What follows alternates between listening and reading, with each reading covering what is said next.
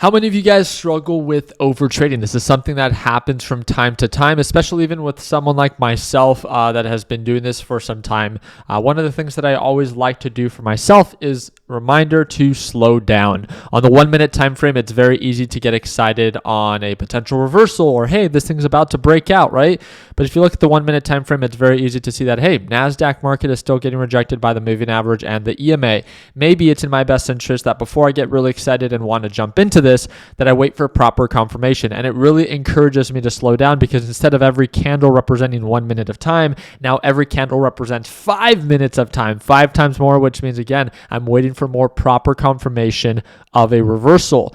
And this hopefully would encourage me to trade less and hopefully profit more, right? And not enter those trades where, oh man, this thing looks like it's about to break out on the 1 minute, but when I would have looked at it on the 5 minute, I can see that it's still getting rejected, saving you from over trading, right? What's going on, team? It's Ricky. We have a series of economic reports that are going to be released this week. And the most important one is the CPI data report. That's going to be 1 hour before the market opens tomorrow, which is November 14th at 8 a.m. Eastern time. I'm thinking of live streaming it, but I wanted to leave it up to you guys. If this video gets over 1,000 likes, so again, all you have to do is drop a thumbs up and subscribe to the channel. I would be more than happy to wake up 1 hour before the market opens and to host a free live stream so we can capture the market's reaction to this CPI data report. And I'm going to be breaking it all down for you on what the report is, what is actually causing the inflation rate to either go up or to go down.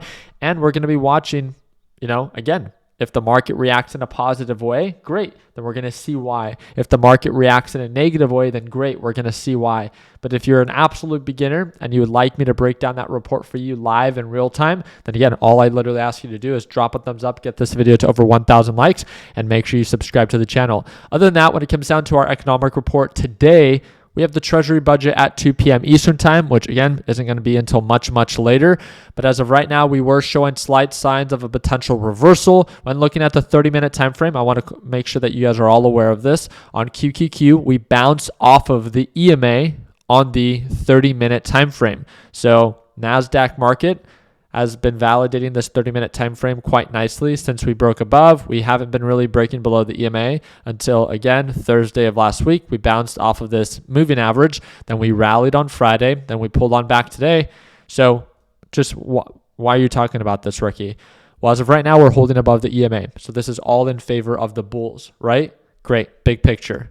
But if we do begin to break below the EMA, then we have some nice downside potential that it could potentially give up, right? And if that is the case, then that would be in favor of SQQQ. But I want to remind you, this is all based off of technicals. And tomorrow, a lot of it, everything, to me, is going to be based off of fundamentals, right? The news that's coming out based off of that CPI data report. And I can't stress this enough. Do not enter a position today in which you're going to end up regretting tomorrow, right? If you enter a trade and you hope that the market goes up or you hope that the market goes down, you have a 50-50 chance of being right or wrong.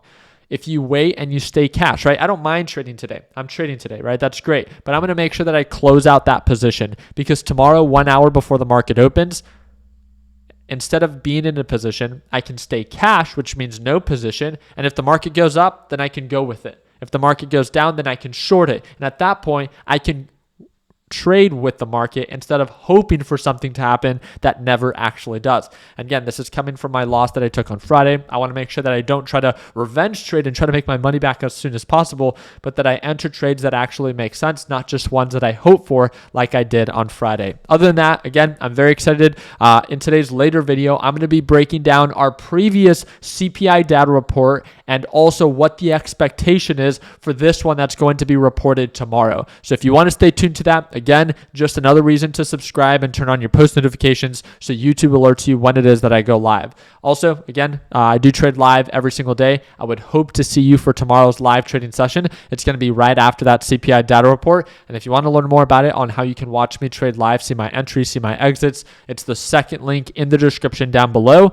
But also don't forget to drop a thumbs up, get this video to over 1,000 likes, and we will see you tomorrow for our CPI data report. Like always, let's make sure that we end the year on a green note. Take care, team.